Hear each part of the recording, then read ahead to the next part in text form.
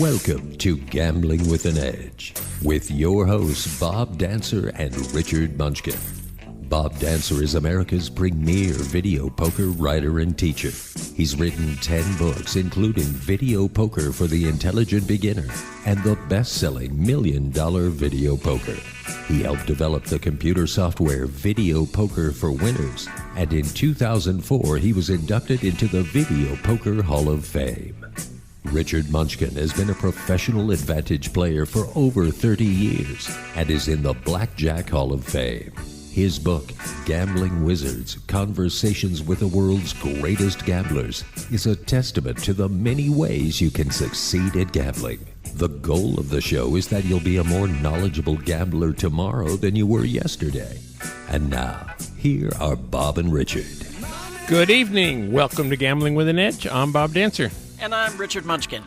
Our guest tonight is poker player and writer Ed Miller, who will be addressing the subject, if you're just starting out playing poker intelligently, how should you go about it?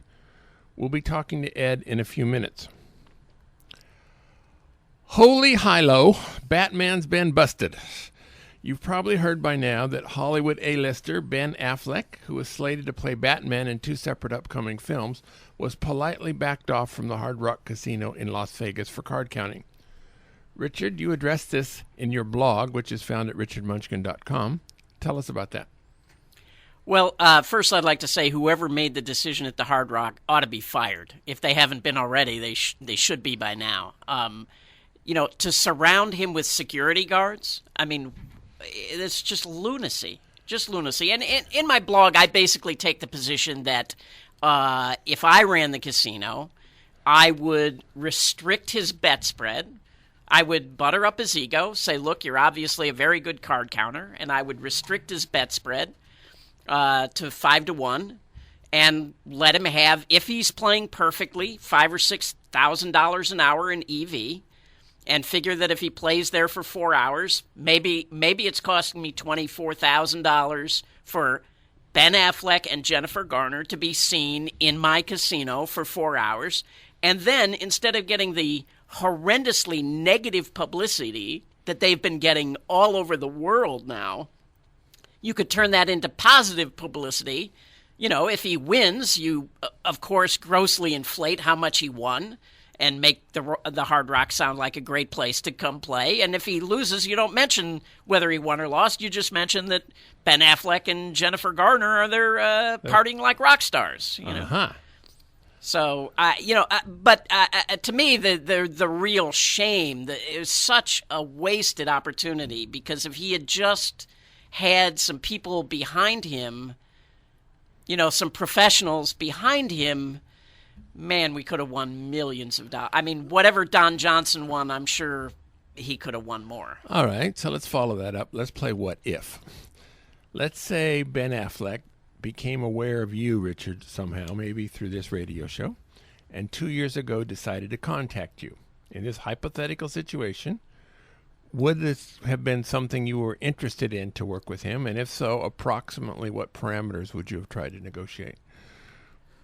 Well, certainly I would be interested in it, and I'm not sure what you mean by what parameters would I try to negotiate. Well, it's like presumably you or somebody you know will be making decisions and signaling them to him, and he's going to be following your suggestions and somehow split the money somehow, but he has to agree to practice or whatever. Yeah, absolutely. And I mean, absolutely, we would never go near anything that even looked remotely like counting cards.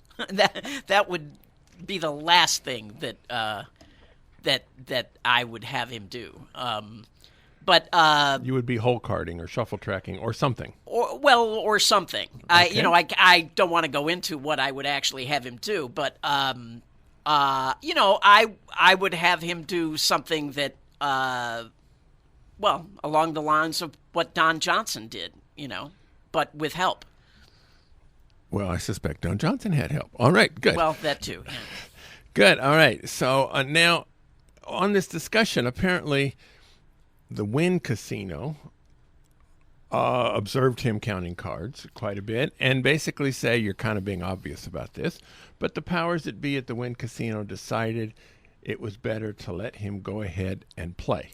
Well, not only that, but the Wynn, the head of surveillance, distributed an email around town saying that he was counting cards, that he played perfect basic strategy but moved his bet with the count, but he had to use chips to help him keep the count.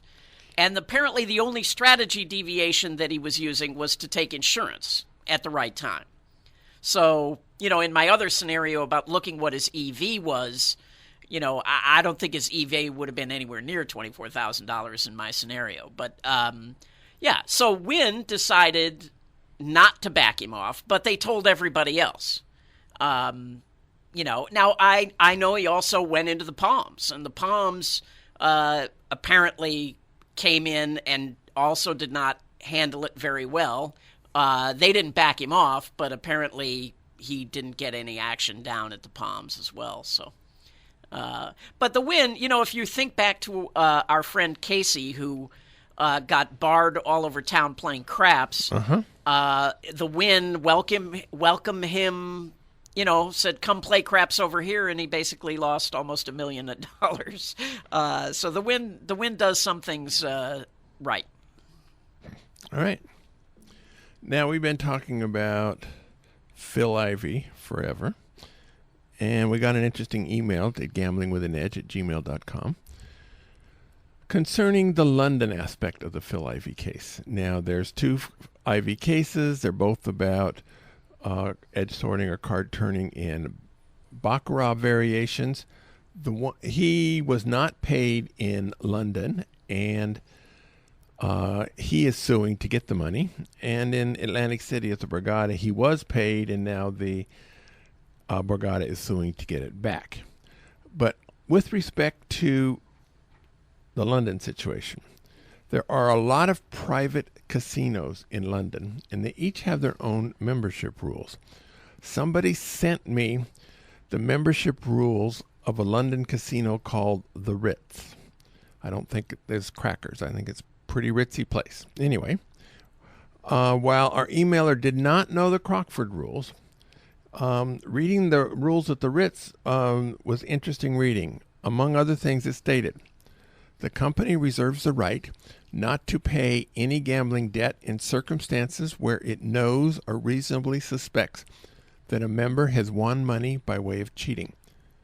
For the purpose of this rule, cheating includes any conduct which seeks to remove or reduce the element of chance or seeks to give any advantage to the player.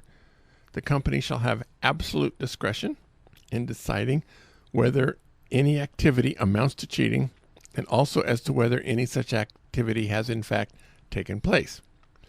Now, if Crockford has such a rule, and the English courts decide that this rule is enforceable, then Phil Ivey may indeed have a lot of trouble collecting his money there. It makes playing at such a club very similar to playing at an Indian casino here in the United States. Sounds even worse. Under that definition, they could decide that counting cards is cheating and just refuse to pay you. Now, I haven't ever heard of that happening to anybody, in the London casinos, but under that rule... it's an interesting rule. That gives them the rule to play God. Yeah, exactly. Basically, it's our casino. We do what we want. It sounds more like a mob casino, really. Yeah, okay. Maybe they should move it to Moscow. That sounds like it. All right. Now, in Minnesota, there was a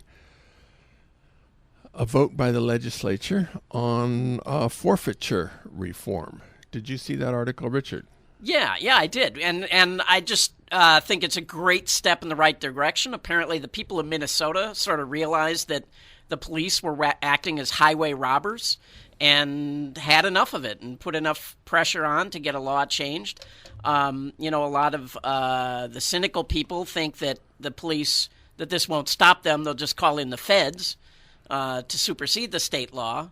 But again, it's a step in the right direction, and hopefully a lot more states will follow this lead and start passing these laws. Yeah, this basically says in Minnesota, if if the cops or the state somehow seize your assets, the state has to prove that you were a criminal and that these funds were gained illegally. In many other states, if the state seizes your assets, you got to prove that it's rightfully yours and that you came by it legally, and a lot of things are tough to prove. Yeah, and, we just had Bob Nersessian on a couple of weeks ago who, you could see he got pretty fired up talking about if you drive through northern Arizona, your money's going to get stolen by the police. All right. So let's talk to our guest, Ed Miller. Ed is a low-stakes poker player and author and has been guest on this show numerous times. Ed Miller, welcome back to Gambling with an Edge. Hey, thank you very much. Does that bother you to be called a low-stakes player? Hey, it kind of comes with the territory. Is it a fair description of what you play and write about? It's low and mid stakes is what I write. All right. Ed Miller is a low and mid stakes player. All right. Okay, so here's the scenario. Someone wants to learn to play poker profitably. Where should that player begin? Okay, so the idea here, I think, is you are an intelligent person, hopefully, and you are interested in poker. Those are kind of the two ingredients I would say are necessary to even get going. And you want to get good at it, and you're starting at any level. Maybe like when I started playing poker, I had literally never played the game before. A lot of people say, I played with friends. When I was 7, I played with my parents, played in college. I didn't do any of that. I literally never played poker. And then I saw this flashing banner ad on my screen that said, come put $100 online. And I thought that was a good idea. I don't know why. So people come to the game with all different kind of levels, but I'd always been interested in games, more generally. So I knew I could sustain an interest in poker. And as it turns out, I have. So that's kind of the first ingredient. So assuming you have that, the first thing to do would be to get in, I would say, the lowest stakes game in a live casino, if you can, or a live card room, because the games in live card rooms are, frankly, much, much easier than any game online. So if I were to just start out today, I would probably try to play in a live card room. The lowest game you're going to find is typically going to be a $1, $2, or $3 blind game. The buy-in's going to be a minimum of about $40 to $200 or $300 cap usually. So that's kind of the level of game we're looking at. The first goal would be to get to the point where you can kind of hang with the game. So the thing about poker is there's all different stakes levels. There's live, there's online, there's all these different venues, and they're all stratified. So the level of players that you're going to find at a 1-2 game are going to be roughly equivalent to the 1-2 game you're going to find in Las Vegas, to the 1-2 game you're going to find in LA, to the 1-2 game you're going to find in Atlantic City, but it's going to be very different than a 5-10 game or than a 1-2 game online. So your first goal, I think, should be to learn what the average 1-2 player knows. For me, I would play first. So I would just kind of put in, 50 hours maybe. Just a small amount of time, just kind of playing. Knowing absolutely nothing. You're just basically learning. Maybe you read an article on the internet, but I would be just trying to watch. Okay, this is a relatively small game. If you can't afford to lose $500 doing this, it's not for you. I would say, that's another thing, and I'll get to that later. But you have to be willing to invest $500, $1,000, $2,000, $3,000 into this kind of education up front, because that's what it costs. That's what it cost me. I probably lost about $2,000 before I became a consistent winner. So that's what I think is what you're looking at, unless you can play online. There's 1 cent, 2 cent games online that some people learn in, but basically in the United States, you're looking at that kind of investment. And yeah, I think it's fine. But you want to just be observational. Again, the goal here is to learn to hang with the 1-2 and 1-3 players. So here you're really kind of watching them to see what they do and to emulate them. Now, soon you're going to be not emulating them. Soon you're going to be kind of doing the opposite. But right now, I think the goal is to do what they do. So you play your few hours just to get a feel for the game, learn how to make bets, learn how to handle chips.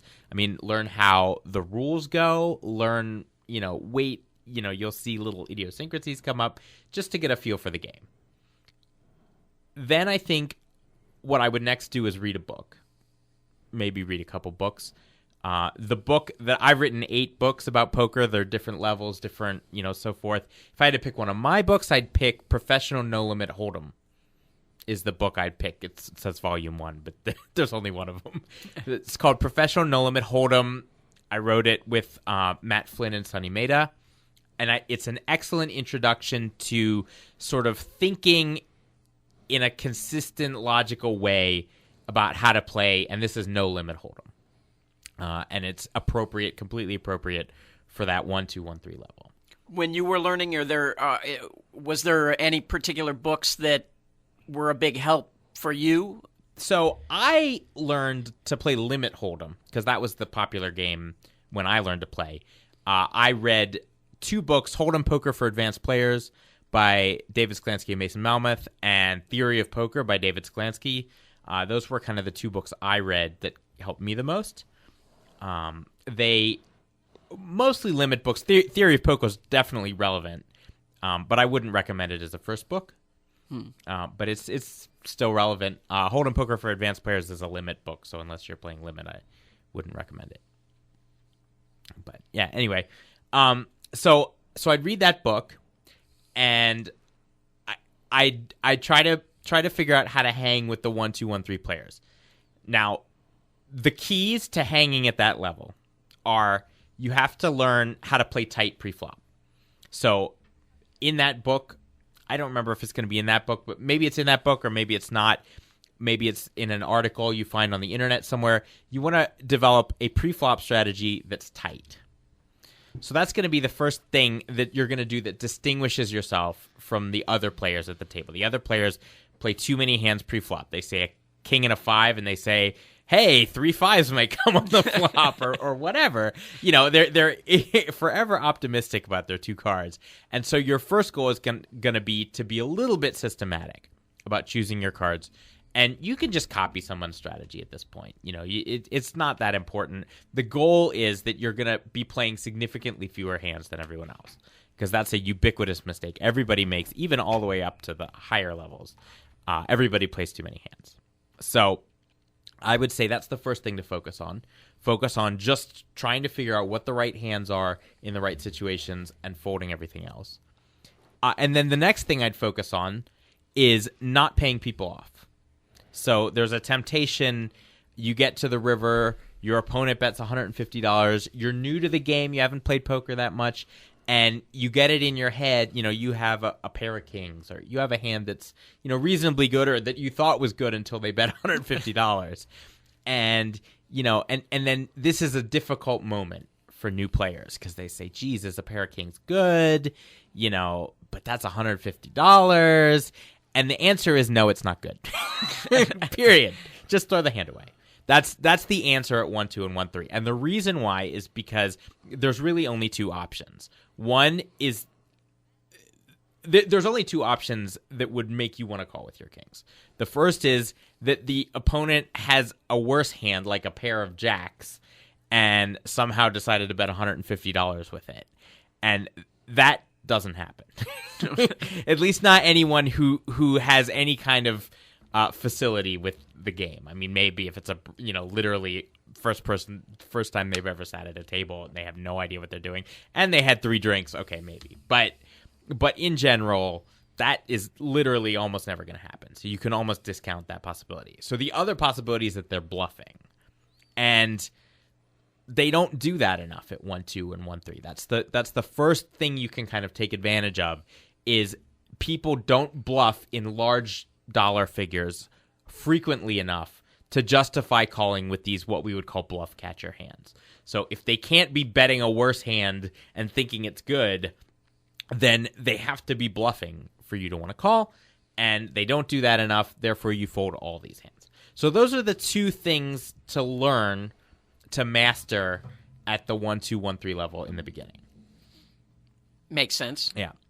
So then the next step. So now, and then I would just play. So the next step. Okay. So first step is you've gotten a little bit of money together. You're willing to lose $1,000, $2,000, whatever, playing poker. Okay. You're willing to give it a shot. You're also willing to accept that you're not very good at the game yet. That's the other thing I would say. So you play for a few, 40 hours, 50 hours, just to kind of get a feel for it. And you really want to observe and just see what other people are doing. The next step, read a book. Again, I suggested Professional No Limit Hold'em, but a lot of books would fill in here at this point. And then try to develop a pre-flop strategy that is tight, that has you playing fewer hands than everybody else, and learn to fold when other people make big bets. Simple. Okay. That alone, if you master that alone will have you not losing money at the 1-2, 1-3 level anymore. And the reason why is because other people play too many hands, which leaves them with too many second best hands on the end, and they can't fold them. So what ends up happening is that your opponents will get into situations where you'll make a flush just by luck, and by the fact that you're intentionally playing suited cards. But, you luck into a flush and you make that $150 bet.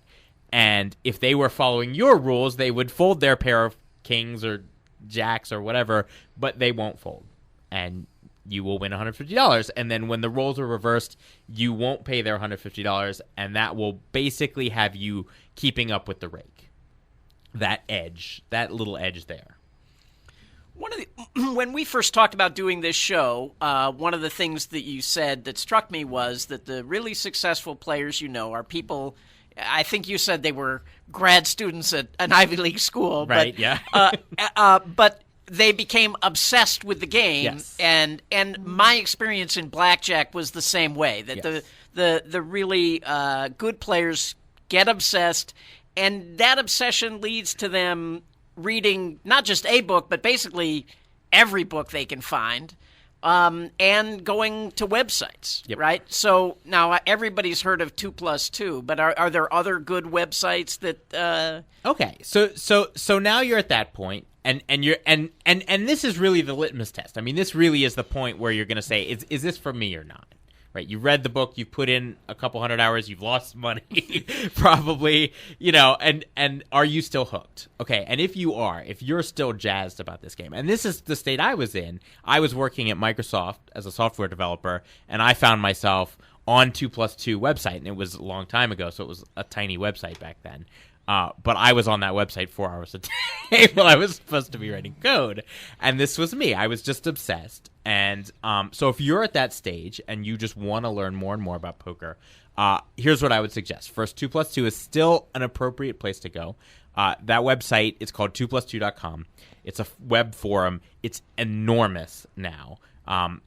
There are dozens of strategy forums where people talk about poker hands. So I would strongly recommend the next step would be to find the appropriate forum, like the small, low stakes, live, no limit forum or whatever it's called, and start just posting your hands. If you play a hand, you have any question about it, well, the first step is right after you play the hand, write it down.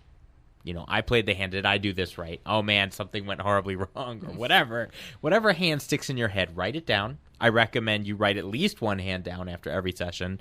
2 or 3 would be best. And post it up there and see what people say. Now, in that forum, are those people the gurus of poker that are going to give you advice? No, they're not. I mean, a lot of the advice you're going to get there is hit or miss. But just that process of posting the hand, having other people comment on it, having to write out your thought process. Getting into a discussion about it leads you to really think analytically. Yes. And on most forums, there are going to be a lot of meatballs, yes. and you have to learn right away right. who to listen to and who not to. Yes. But that teaches you things as well. Yes. No, absolutely. So that would be my recommendation for next step. Every time you play, write a hand down and put it up on the website. Comment on other people's hands. So that would be the first thing I would do. The second thing I would do is I would start reading more books. If you want to start winning in 2014, and if your goal ultimately is to be a professional level player. Whether you want to quit your job or not is a whole other story. I wouldn't recommend it for most people, but you want to play on that professional level. You're a consistent winner, then you're going to need to read more books. You're going to need to consume more information. So my other books, the next book I would recommend would be my book Playing the Player that I wrote. And that book is designed to teach you basically from this, okay, I can hang with the regulars point. It's designed to teach you, okay, now let's completely flip the game on its head and look at what the regulars are doing and look at how we can poke holes in everything that they're doing. So everything, and that's everything you're doing because you've learned to play like them. And now you're going to just turn what you do completely around and say, how can I destroy what I've just built? And that's what that Playing the Player book is all about. And that is the next step. So I would read that book. I would also, you can watch videos. We just launched a site called redchippoker.com. We're going to have videos. The videos I posted are very appropriate for this level. So there's visual and audio material out there. There's books. And then this just constant discussion is always really so useful. Are there other, I mean, we're big fans of your work, right. but are there other websites and other books that you can recommend that aren't yours? Sure. I would say, well, there's a website called crushlivepoker.com. It's run by a guy named Bart Hansen. And he is also kind of targeting exactly the same level that I'm talking about. Poker material spans, poker is a huge universe, and the material spans from beginner to super advanced to online players to live players. And so you have to kind of understand kind of where you're at and what material is appropriate and aimed for you. And also you have to kind of weed out the bad material because there's a lot of that too. So Crush Live Poker is a website that would be also appropriate for the level of player that I'm talking about right now. And are there any other books that are appropriate at that level? Let's see, books that I haven't written. I'm sure there are. I haven't read any that stick out to me that I would really recommend for like a live player right at this level. But I'm sure there are, and I'm probably not being fair to other people who write books too. You'll get angry emails. In the maybe. Morning. They're probably used to. They probably plug their own books and ignore mine. So, yeah. Okay, so now we're these videos and things like that. These are pay sites or these are free sites? They're pay sites. I mean they're so the Red Chip Poker. We've aimed it to be an entry-level site, so it's $10 a month, which is relatively inexpensive, and you get usually 4 or 5 videos every month, so, maybe 3 hours of content for your $10. It's really, it's reasonable. It's not a big yeah. investment, right? Yeah. And these videos will be very appropriate for someone at this level. A lot of the old video site, that kind of model was to bombard you with content and charge a little higher fee. Instead of 5 videos, you get 30 videos a month. And I don't know anyone who could watch 30 videos a month unless you're obsessed. So anyway, so that's kind of the level. I'm not sure exactly. Crush Live Poker, they have a podcast. And it's another monthly fee. I think it's reasonable also. And they have some videos, and I don't know everything they have, but I do know the guys that do it, and I've heard some of their stuff before. So, Yep. But yeah, it's all I would say at this level. You shouldn't be paying a lot for instructional material. There are expensive instructional poker materials out there. There's $300 books and $1,000 books and expensive pieces of software, and none of them are necessary or appropriate at this level. It's just normal book prices or just this $10 a month type stuff. Well, what about software? Is there any software in video poker? Software is absolutely necessary. Yep. Now, in live poker, are there any reasonable software that's going to help you? Okay. So there are 2 pieces of software that so there's 3 pieces of software that I recommend. One, there was this piece of software called Poker Stove that was around forever. It was free.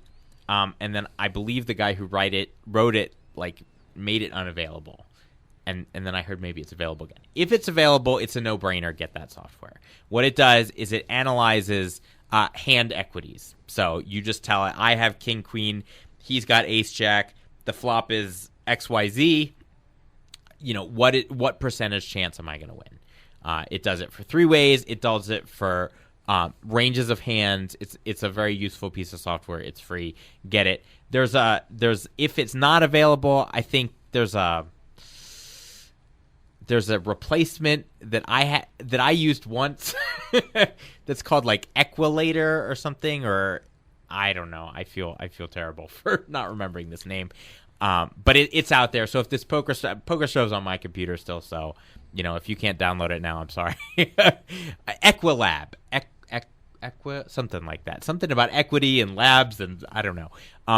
It does the same thing. There's other pieces of software that do this. So that's the first thing you want, is just a raw calculator that just you plug in hands, plug in flops, and it gives you percentage chance of winning. That's a useful. It's a very useful tool. It does not tell you how to play poker. Just knowing those percentages does not tell you how to play poker, but it is a useful tool. The next tool that I recommend is something called Flopzilla. It's a little bit more advanced. It takes a little bit of a learning curve. What it does is it evaluates the strength of ranges. So let's say you open a hand for a raise, and you would do that with any of 20% of your possible hands. So you can plug in to Flopzilla. You can say, I'm going to open 20% of my hands, do the slider, and then you can pick a flop, and it will tell you how frequently you make certain types of hands, how frequently you flop top pair, how frequently you flop a flush draw, how frequently you flop overcards, and all these different types of hands that you can flop in a poker game. It tells you how frequently you're going to do each one. And then the way that's useful is you want to set up frequencies. Because ultimately the game's about frequencies, just like any gambling game. You win because something happens 55% of the time instead of 45% of the time. That's why you win at poker. And so this Flopzilla software is very useful because it helps you visualize and build up these frequencies. So you say, okay, well, I want to do this thing 60% of the time. Let me choose 60% of the hands, and it helps you do that. So that's a very useful piece of software. It's $35. It's also relatively inexpensive. And then the third piece of software that I would say the jury's still out a little bit on, it's new. It's called Poker Snowy. And by the guys who made Backgammon Snowy. It is a neural net program that has learned to play poker. And it is fairly new. It's only probably 6 months old now. And the jury's out on it. It's poker is a very complicated game. The first problem with it is that they've made simplifying assumptions. No limit hold'em, you can bet any amount from the big blind all the way up to everything you have. So you can bet $5 through $700 and basically any increment in between. To simplify the game, Poker Snowy has limited you to 3 bets and limited the computer to 3 bets. So it can only bet half the pot, the full pot, and 2 pot. And it can't go all in. No. Oh, that's quite a limitation. Right. So and it can't bet in between, and it also can't make tiny bets. And so it appears that this is a fairly significant point. Is the jury's still out. This is not a finished product. However, I think it's a useful product.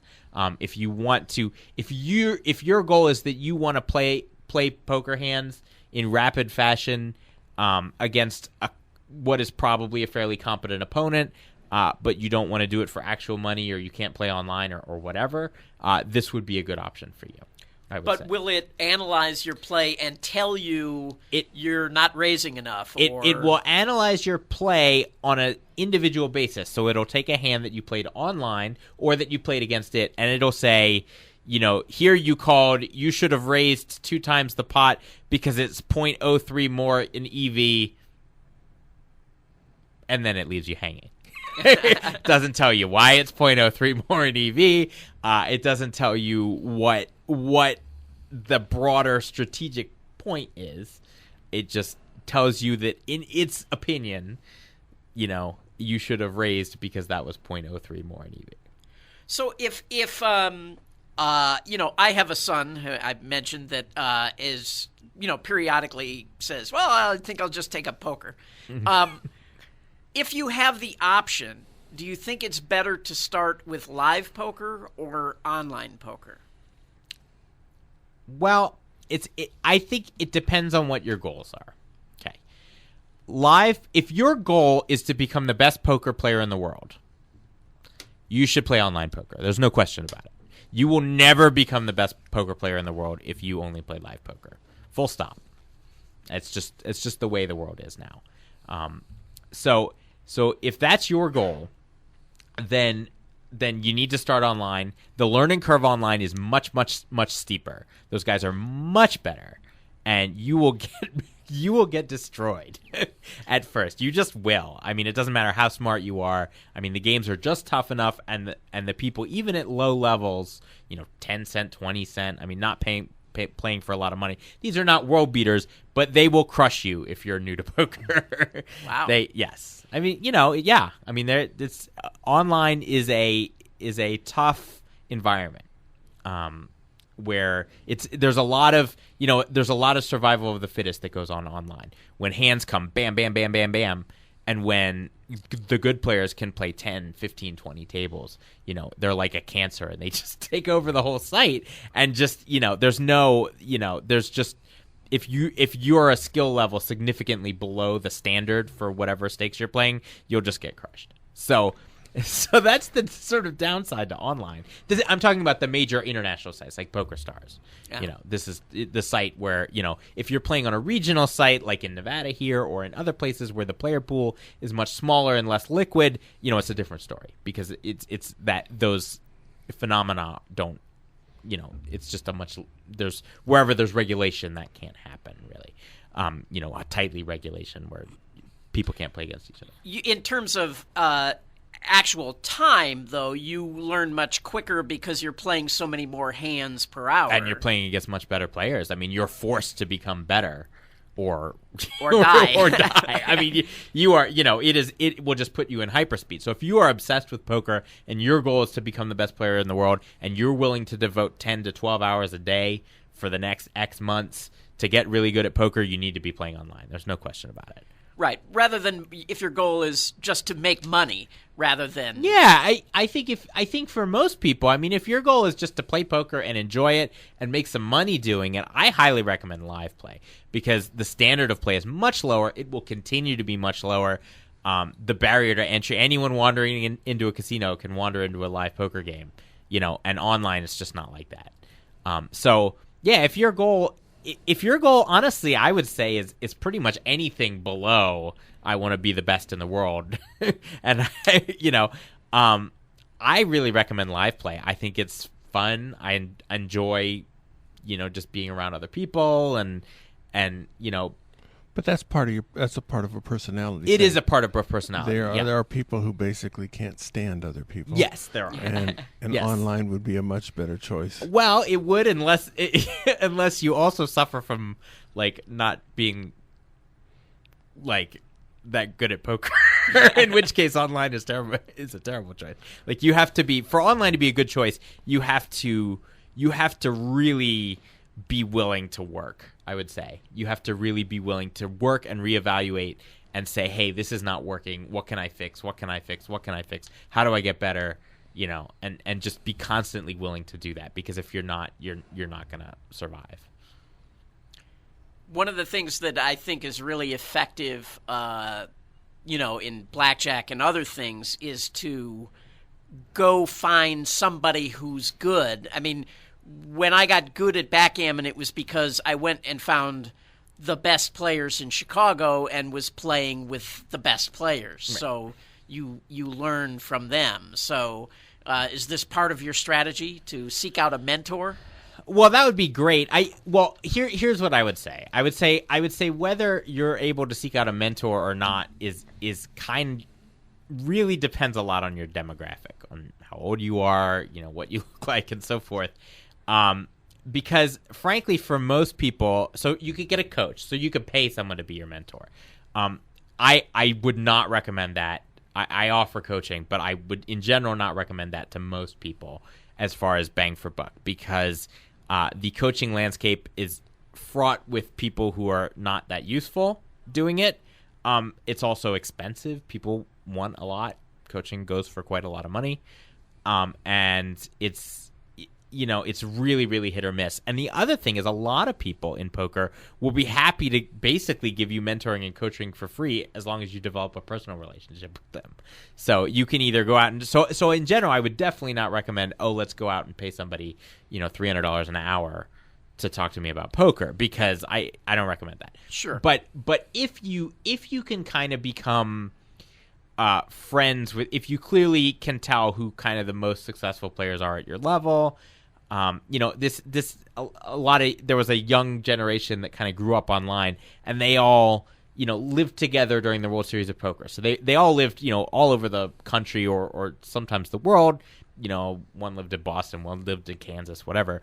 But and they all knew each other from online, from message boards or playing online. But they would all come to Las Vegas during the World Series of Poker, and they would spend 2 months here, and they would live together. They would all rent a house, and 10 of them would all live in a house together. And this is an incredibly fruitful environment. And they're not charging each other coaching fees. They're just talking about poker constantly. So if you're of the demographic that can spend 2 months in Las Vegas with 9 roommates, this is a great option. This is a fantastic option. If you are not of that demographic, and I have pretty much moved out of that demographic myself, and many people are not. You've got families. Your wife and kids wouldn't want to let you leave. No, I don't think so. So, then it's a little bit tougher. You have to kind of cultivate, but it's great. I mean, I would definitely seek out to try to cultivate relationships with clearly successful players. Sure. I mean, that's a great opportunity. It's something that sometimes either happens for you or doesn't, I would say. Yeah, I think that depends on your personality a lot, too. Yep, for sure. All right. We got a few more questions for you. We're going to run some commercials first, and then we have some more questions. We'll get back to you. Thank you. At the South Point, they have more than 10,000 games, returning more than 99%. That's more than anybody else has. On Saturday and Sunday of last weekend and a week and a half from now, at 4 different time periods, 2:30, 4:30, 6:30, and 8:30, they're having virtual horse races played at your machine. Simply play 100 points in the previous 2 hours, and you're eligible. You select a horse based on color, red, green, yellow. You get to scream, "Come on, yellow." And then they run a race. The winners split $5,000 during each of the 16 drawings. In the past, the EV per player is about $6 per race. Sunday, May 11th, this coming Mother's Day, will be double points for video poker, 5 times points for slot, midnight to midnight, all machines, no limits. I will be investing heavily in quick quads on that day. At the Palms, they have 7 p.m. drawings each Friday in May. You need to swipe your card before 6:45. But you do not need to be present at the drawings so long as you pick up your prize prior to midnight. Each week, $10,000 is given away to 10 winners with a top prize of $4,000. The good news is you don't have to be there. The bad news is if somebody doesn't show up, the prize is forfeited and it doesn't go to anybody else. You earn 5 times drawing tickets Friday and Saturday, 8 to midnight, and 2 times entries Sundays through Sundays and Tuesdays. Play for points, PFP, Monday through Friday. Until Friday of next week, you earn Lowe's gift cards, up to $350 a day in Lowe's gift cards. And there's also some movie tickets at Brendan Theaters, which you can get. Videopoker.com remains the best place to practice a wide variety of games, including Quick Quads, Ultimate X, Extra Draw, Frenzy Poker, Hyper Bonus, and many others. Often these games are the best returning games in a casino, and you need to practice to make sure you know how to play. They have monthly contests this month. It's 100 play with Quick Quads and Ultimate Aces. 100 play with Quick Quads actually is a hoot if you can get a good pay schedule. Quick Quads is a lot of fun to play, and 100 play, you add that to 100 play, it's you'll get quick quads all over the place, and that's a lot of fun. Ultimate Aces is it's a triple play game. Costs 30 coins rather than 15, and you get multipliers based on the number of dealt aces in your hand. If you're not dealt an ace, you don't get any multiplier. If you're dealt 4 aces, your average multiplier is a little bit above 7. If you're dealt 1 ace, it's about 2.5, etc. So this adds variance to the game. It adds equity to the game. It does not require you to change strategies. So you just pray your dealt aces, and then you play accordingly. So if you can handle the variance, this is automatically the better game to play. If you can find the same pay schedule in Ultimate Aces versus same pay schedule on Game King, go to Ultimate Aces. It's worth more. All right, next week our guest will be Andy Block. He's going to be talking about the World Series of Poker. He's done very well in the World Series of Poker. Until recently, he was well known as the best player in the world, never to won a bracelet. Well, they can't say that about him anymore. In the initial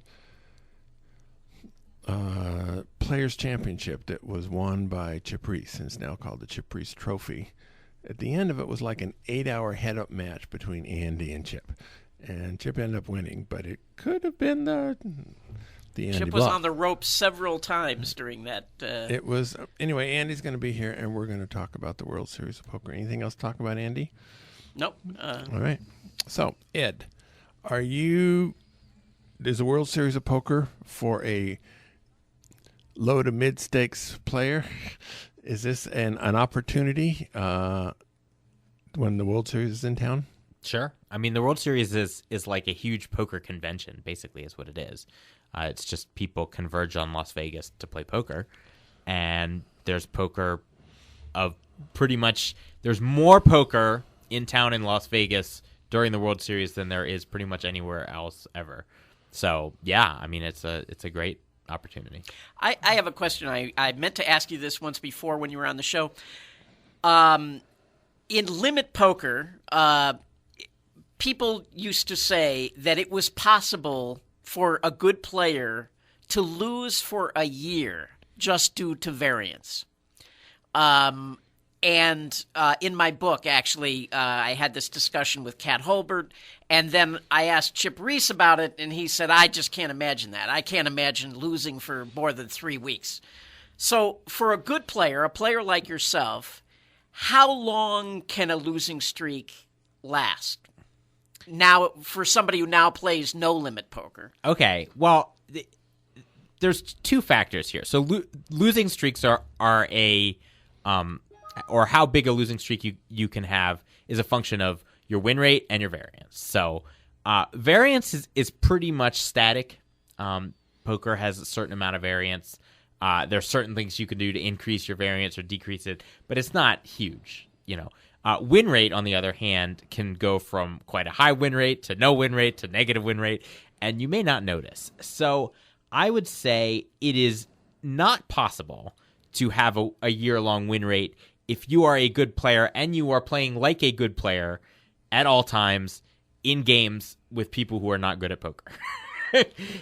Right? So there were a lot of caveats there. Yes. So if you could maintain the type of win rate you would expect as a good player in a game with bad players for an entire year, you will not lose. Right. Now, if you are a human being, this will not be the case. So you will play in bad games. Games meaning you're worse than average in the game. Or just a game where really your win rate is very small compared to the variance. Right, because you have a certain bankroll. Presumably, you're playing, X amount of dollars, and your bankroll may be completely appropriate as long as you continue to play in good games. Once you step down and now play in a bad game at the same level, you're now overbetting your bankroll because your win rate is not high enough anymore for the variance. Right, so that would be a bad game. Basically any game where your win rate is not quite significant, I would call a bad game. People play in bad games all the time for all different reasons. A lot of time it's just stubbornness or just laziness or What kind of swings do you take? I mean, what kind of losing streak where you feel like you're still playing well? You've just had a bad what? A week, a month, a bad 3 months?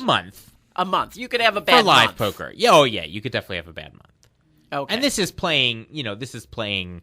Let's call a month at least 100 hours of live poker. Uh-huh. Yeah. I mean, if I have a bad 6 months, I'm doing something wrong. Right. Okay. Yeah. And that's for live poker. Online is completely different. I mean, online the edges are much, much smaller. You're relying on the volume of playing so many more hands. And so you can have break-even. I mean, I've had break-even stretches. I've seen excellent for the level players have break-even stretches of 100,000 hands, where their win rate was 0 for 100,000 hands. Which, if you broke that down to live poker, at 30 hands an hour, 25 hands an hour, I mean, we're talking about we're talking about a lifetime almost of break-even. That's not the reality because edges are much, much bigger in live games because people are much, much worse in live games. Right. So, if you play 500 hours, say, of live poker and you are in the red, I'm going to just say, like, you did something wrong for sure during some of those hours. Yeah. Right. Okay. Yeah. Well, that's... So you're having players learn No Limit Hold'em to start with. Mm-hmm. How long should they stay? There's a lot of other poker games out there. Yep. How long should they stay at no limit before they branch out? That's a good question. I would personally recommend No Limit Hold'em is by far the most popular game right now. You're going to have, if there's going to be one game in a room, it's going to be No Limit Hold'em. I would recommend sticking to No Limit Hold'em until you are playing poker to generate money. That's what I would say. Until you're to the point in your career where you're like, hey, I'm trying to make an income. It can be a side income, but this is now money making to me. That's when I would think about spreading out, because there are opportunities if you can play other games. Also, learning to play other games can improve your general knowledge. Can improve your knowledge of No Limit. Kind of tangentially. There's also the option of going into playing tournaments. Right. And there are people who which I wouldn't wish on my worst enemy. Well, there are people who that is all they do. There are a lot of people who do that. Yeah, that's a completely different world to me. I think tournaments have enormous variance compared to playing for cash, and so I think most people who dabble in tournaments don't understand that. People who play tournaments for a living have created entire systems to deal with the variance. They sell shares, and a lot of their win rate is actually selling equity to other people. Right, because they're selling at a markup. Yeah, at a markup. They sell $100 of themselves for $110 and then pocket the 10. You also, in addition to the variance, you also have the taxes. Yes, that's correct too. Which you can get screwed because of going year to if you have losing years and winning years. Yep. Yeah. So tournaments are a huge can of worms. Unless you're playing online, where you can play, online tournaments online tournaments are completely different. Are completely viable. Yeah. All righty. Thank you, Ed Miller. Thank you, Richard Munchkin. Go out and hit lots of royal flushes, everybody. Good night. Good night. Good night. You've been listening to Gambling with an Edge with your hosts, Bob Dancer and Richard Munchkin. Subscribe to the show in iTunes, and episodes will be delivered to you automatically every week.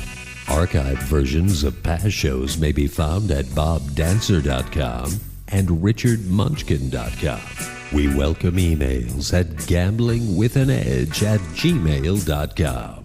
Bob Dancer and Richard Munchkin are both available on Facebook and welcome your questions. The sponsors for the show are the South Point Hotel, Casino and Spa, the M Resort, the Palms Casino Resort, and the website videopoker.com. Join us again next week for another Gambling with an Edge.